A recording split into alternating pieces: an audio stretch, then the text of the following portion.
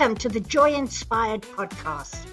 I'm Nikki Cruise, and I'm thrilled to explore with you what it means to walk in a faith-infused business. This is your space to find powerful tools and insights, to build with resilience, and to create impact through your unique purpose, discovering a joy that only God can provide. Together, let's embrace a business journey anchored in faith and empowered by joy. Let's jump in. Well, hi friends, and welcome back to another episode of the Joy Inspired podcast. And I get so excited because this is where we as faith-driven entrepreneurs come to breathe again. We come to rise and remember our God-given purpose. And today's guest is someone whose presence feels like a warm cup of peace on a cold, chaotic day. She's gentle, she's powerful, she is really anointed, and she's a wonderful friend, and she carries quite a testimony that reminds us all that your story is not the end. It's actually the beginning of someone else's breakthrough.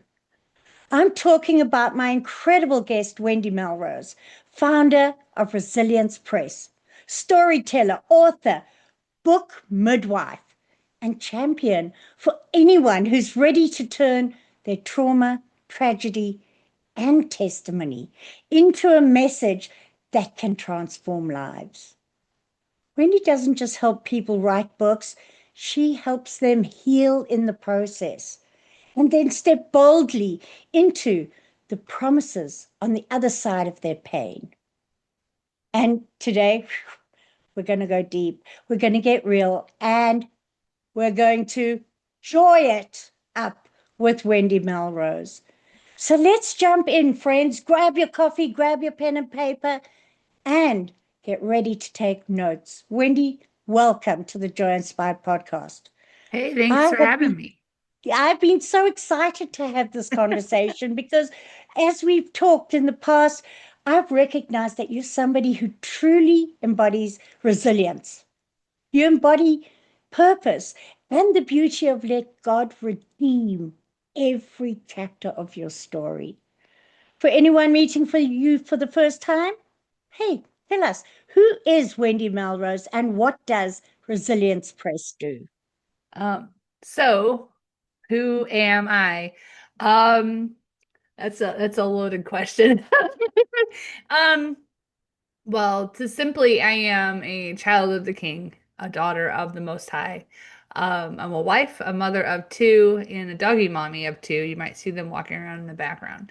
Um, Resilience Press is um a amazing opportunity for me to serve the Lord, and it's the most current name that the Lord has used. It wasn't the original name, it's the third name that I've had because here's the thing. Um, it's kind of my new pivot in life. I've had plenty. If anybody has ever watched the show Friends and you hear pivot, that's been my life the whole time. From 16 to 47, I have done, probably over 40 things to provide for my family. I have a degree in interior design and architecture that I don't use, but it still comes in handy. But when the Lord created the most recent pivot from the insurance world, I was a farmers insurance agency owner into restoring my gift of writing and, helping me start the process of learning something so quickly. So many times people are like, how can you do the process of writing the book so quickly? I don't know because, when I do things with the Lord, I feel like it's what I call outside time because God doesn't run in Kronos time like we do. And so I ask the Lord for the opportunities for, I guess it's more like Kairos moments where you seize the opportunity in front of you. And so often people will say, but it takes years to write a book. It only if you're researching, and you have to have all that data, but it's coming straight from the heart and God's written this story in and through your life. You can get that out as quickly as you're willing to be obedient to do so. So Resilience Press was born because I realized from 2024 to 25 that 60% of everybody I've helped was sharing their trauma, tragedy to resilience in victory stories. So my business mentor's like, why aren't you called Resilience Press or whatever? She had some other suggestions. And I'm like, I don't know. So I rebranded. That was a feat. That is not an easy thing to do, and it's super annoying because I even still find the old company name on some social sites even now. But does it mean I help people outside of resilience stories? Absolutely. I help whoever the Lord leads my way, and that it makes sense for his kingdom and for his glory. Oh, I so love that. And it's so true. You said something that to me is key. And entrepreneurs hear this. We can chase after people, or we can sit back and trust God to bring us the people He wants to entrust us with. Right. And it's a lot easier when you work with the people God's trusting you with. Does that mean you sit back and do nothing? Absolutely not. You work with Him, but Hmm. He will bring those people across your path. Ever heard of divine appointments, folks? We talk about it in every other way, but it's so true here. So I love that you stand in obedience in that, Wendy. And you talk about resilience. One of the things you mentioned in your form was that you took a bit of a business hit last year, and Hmm. your company is called Resilience Press. That's not a small feat when you take a business hit and you come back. Right. And I do believe that there are people out there who need to hear that and need to hear why you're still here, why you're still going. Can you walk us through that moment? Yeah, sure. So when I sold the business, I had enough money that should have lasted a year, year and a half, right? Um, with hyperinflation and also bad decisions, or what I at the time thought were bad decisions. When I sold the business, the Lord told me to wait. I don't know about anybody else that's a high A driven human being. I do not know what that word means. I am not good at it. And so I did wait for what I thought was the appropriate amount of time of sitting in my new house with new furniture because we also bought and sold a house. Um, and I'm like, well, I don't know how to wait. So I watched my favorite Disney movies. One of my favorite ones is called Elemental. And it's just, I'm like, what can I do that I normally didn't have time when I was constantly answering the phone and dealing with people's insurance policies? I'm like, well, I'm gonna watch some movies. And then I also had a couple children's books that I needed to illustrate. So I was working on that. And I'm like, this is fun. And I'm like, okay, done with that. And because I can be so task driven, I can work really quickly and get things done, you know, really fast. And so I decided to, I'm like, well, I was watching some different YouTubes. Here's what you guys need to know. Waiting does not mean going and doing scrolling on internet and getting proposed to by all the ads. Hence where my issue came. I decided to join a particularly figuring out how to do the royalty program on Amazon. Because anybody who's like, oh, I wanna hit the royalty market. The royalty market means how do you earn money on Amazon? Well, you can. There are people out there who are successful authors not doing it the way that I learned, but they also built an audience and it's a long-term game.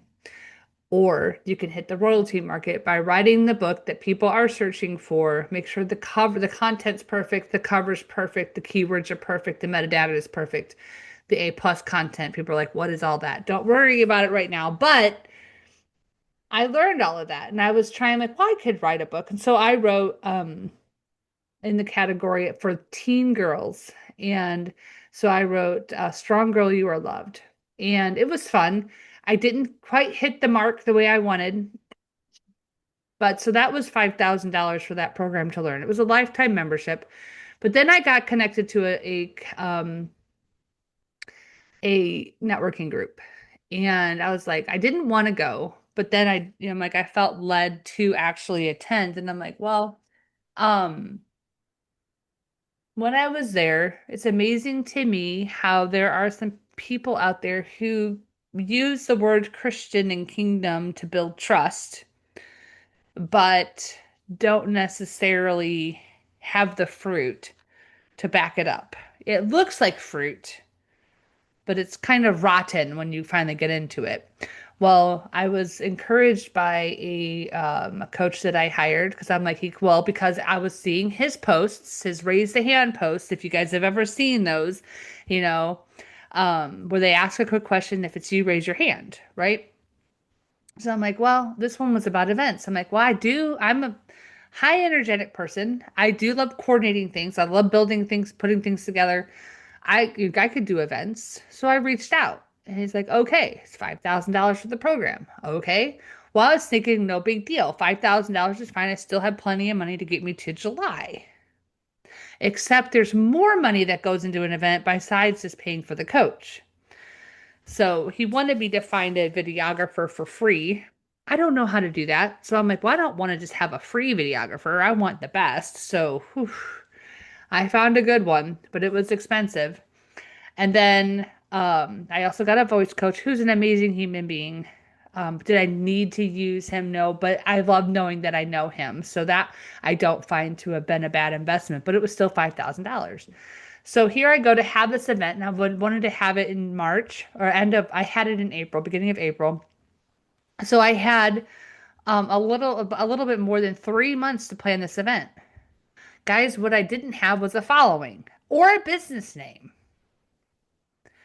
Had the person actually been a coach with integrity, he should have asked, what is your business name? What's your business? What do you do? What are your following? But instead, he wanted me to build all of that while getting ready for the event. I was under a ton of stress. I cried a lot because I thought that's what the Lord wanted me to do. And, $24,000 later, I had a $27,000 loss last year financially. I even had one account that I was vetting to do my accounting, which was hard for me to find somebody because I trust no one last year, right? And when a guy goes, well, what'd you go do that for? I'm like, not helpful. I did not go out to lose that much money. Thank you very much.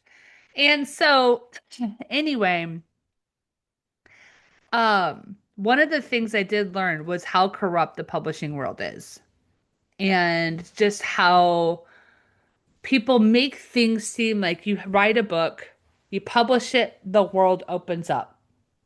It's Yeah. not true. It doesn't happen that way. You have to talk about it, you have to share with it, you got to build an audience.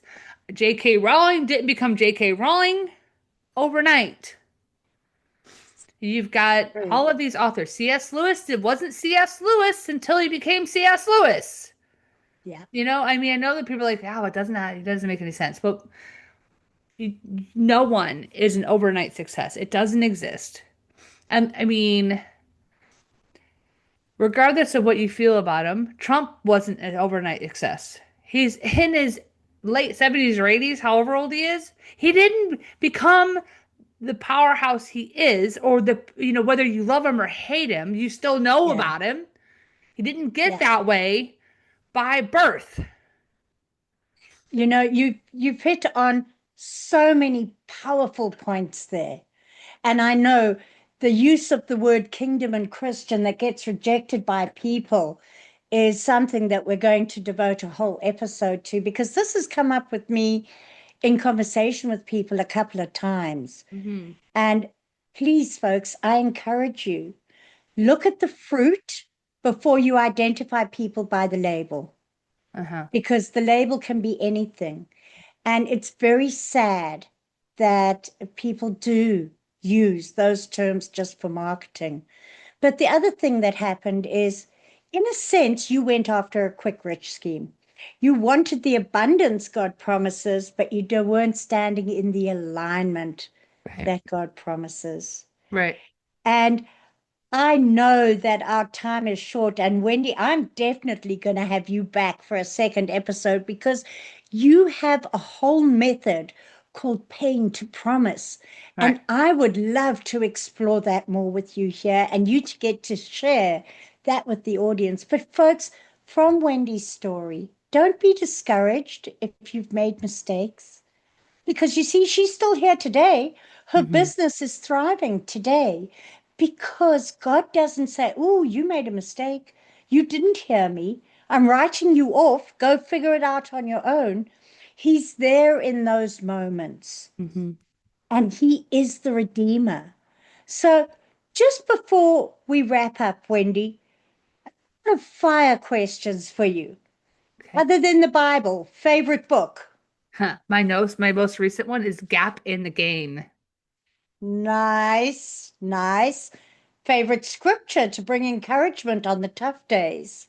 Proverbs 16:3, Amplified Classic Edition. I can tell you it real quick if you'd like. I commit my works to you, Lord. I trust in you wholly, that my thoughts would be agreeable to your will, that these plans would be established and succeed. I've been saying that over and every day for 3 years, at least once a day. Beautiful. And folks, if you're wondering, where do I get hold of this amazing woman? It We're going to ask Wendy to tell us, but it is also in the notes and in the description below this episode. So if you are somebody who's got a message and wondering how to get it out there, or you know what, I've got a story, but I'm not fully healed yet. None of us need to be perfect before we share our story. And I would Mm. encourage you, reach out and connect with Wendy.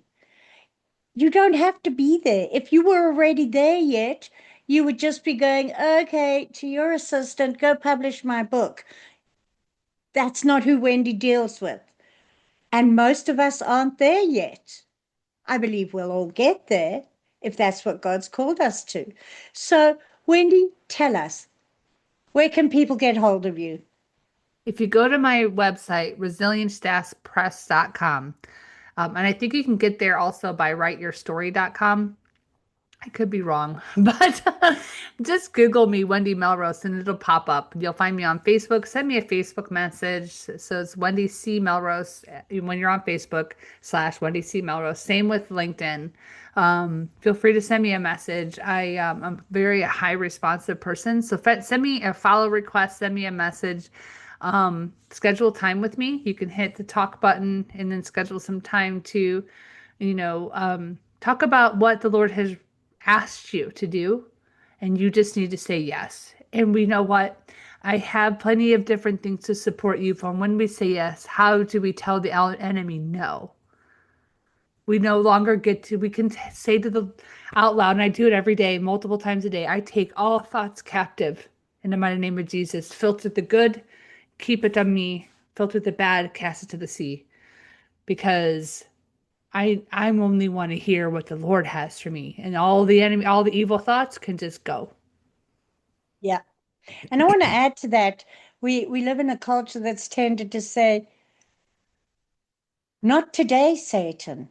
I would encourage you not to do that. Mm-mm. You don't need to be paying attention to the enemy or addressing him. Mm-hmm. And you might think, but that's powerful. Rather say, what today, God? We Right. don't need to be entertaining the enemy at all. Right. So, Wendy, this conversation has been so powerful, and I do believe healing for people who see the power in your story and the way that you have been resilient. And thank you for your transparency and your vulnerability.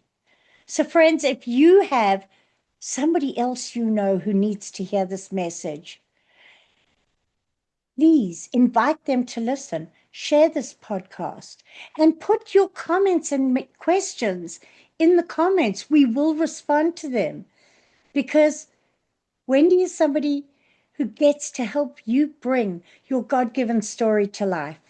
Or maybe it's somebody you know.